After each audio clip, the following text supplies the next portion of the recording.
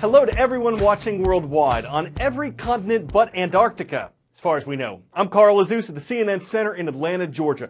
South Korea and the United States have been allies since the Korean War in the early 1950s, and North Korea has remained their rival.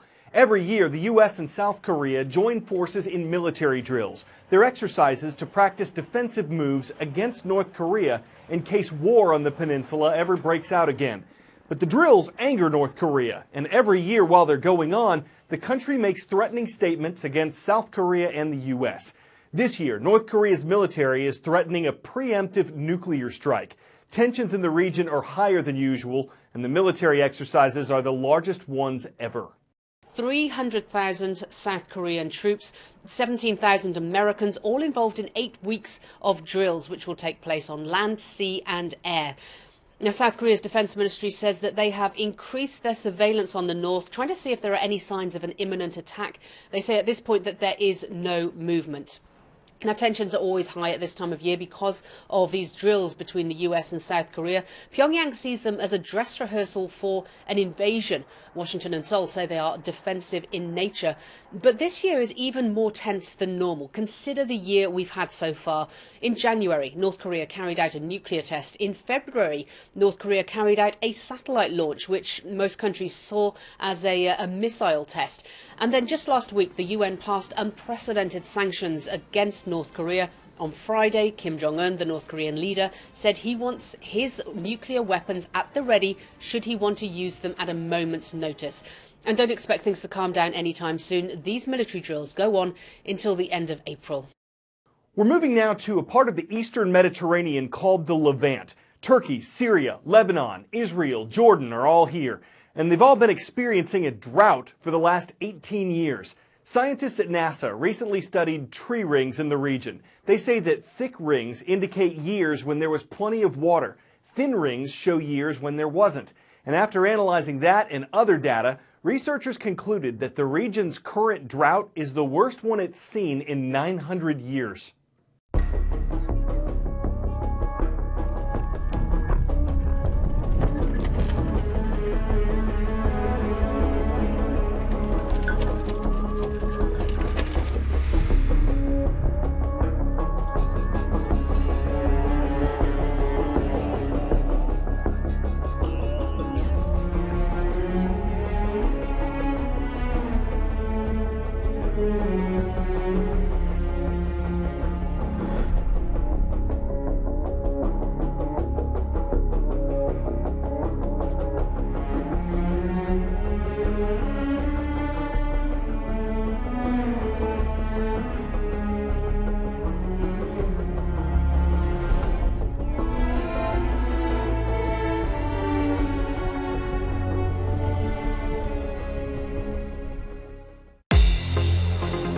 We welcome viewers from around the world to our show. The place to request a roll call mention is cnnstudentnews.com. St. Lawrence College signed up on yesterday's transcript page. Hello to our viewers in Athens, Greece. Everett Meredith Middle School also requested a shout out. From Middletown, Delaware, say hello to the Crusaders. And in Galesburg, Illinois, check out the Blue Streaks. That's a fun mascot. Churchill Junior High School is on the show. Officials in Flint, Michigan have started replacing lead-contaminated water pipes throughout the city. But the solution to Flint's problems could be years away. In 2014, to save money, officials switched Flint's water supply from Lake Huron to the Flint River.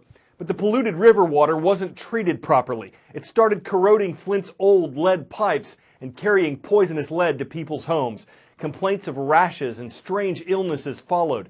A study found that levels of lead in local children had nearly doubled and in some places tripled.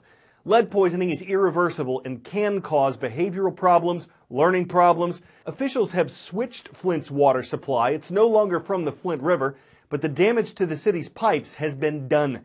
And a number of lawsuits have been filed against the city, the state, and Michigan's governor.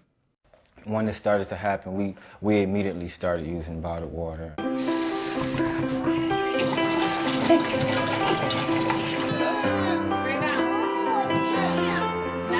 A couple little clips here that should pop it right off.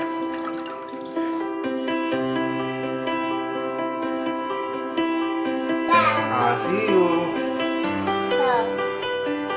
No matter what the test reads or number it gets me, I don't want to touch the water. I don't want to ingest the water. I don't want my kids to ingest the water. I don't want anyone influence to ingest their water right now. It's good. One more time, baby. Okay. We don't even brush our teeth with the water. My oldest child, Madison, we use a water bottle to rinse off and put the toothbrush back on.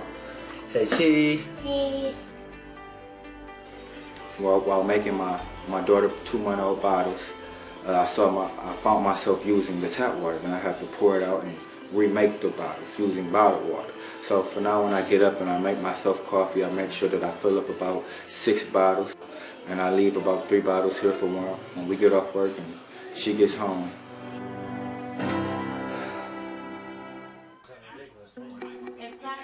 I know what it is. It's Bambi Cat.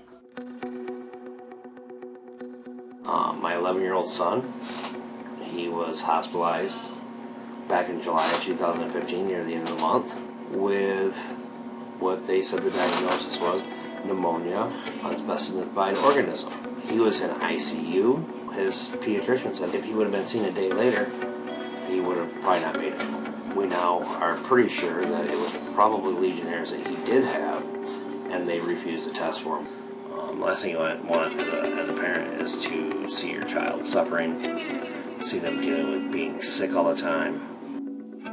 I just got quick word from my neighbors that down at City Hall they're doing a water drive and they're pretty much loading your vehicle with water, so I am on my way down there now. Hopefully I get enough to last us quite a while, because I personally am tired of having to run to go get water. But yeah, see these fellas hard at work here. Loading up water. They're just working their butts off. Gotta hand it to them, gotta hand it to the people who donated the water. You want some gallons? We're gonna give you some gallons. Yeah, that'd be great. Whatever you want to give me. I got a family of 7 at home. Oh, okay, he got a family of 7, y'all. Let's load them up. We got you money. Thank you. Just got back home. We have 11 40 packs of water, 6 gallons of water, and a few loose bottles. This is awesome. Now we won't have to get water for a couple weeks. I hate to say upside to it because there is no upside to it, but the one good thing I can say is that I love how it brought our people together. And I don't mean black people, but our people. I mean from the yellow ones, the light skinned ones, the dark ones, the pink ones, the red ones. It has everybody aware and coming out and donating and just helping and just smiling at each other. Doing real good. You have a wonderful day.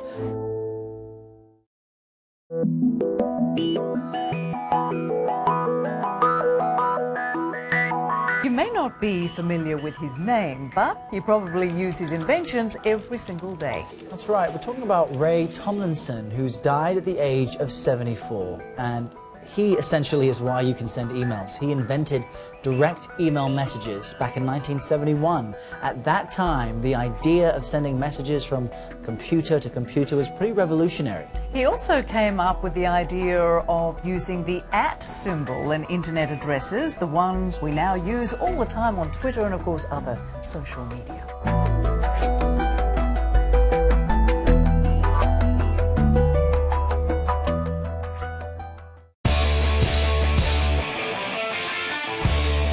Well, this is a new spin on an all-terrain vehicle. Take a smart car, add skis and all-terrain treads, and you have a snowmobile with doors and heat. This is the brainchild of a mechanic in Canada, where there's plenty of reason to do this.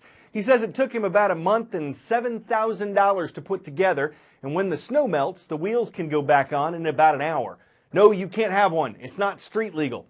But if it were, a dealer might advertise its snow roof, its performance skidometer, its unparalleled antifreeze, or its unlimited slip differential. Air conditioning, not standard. I'm Carl Azuz. That exhausts our show for today. We break for puns.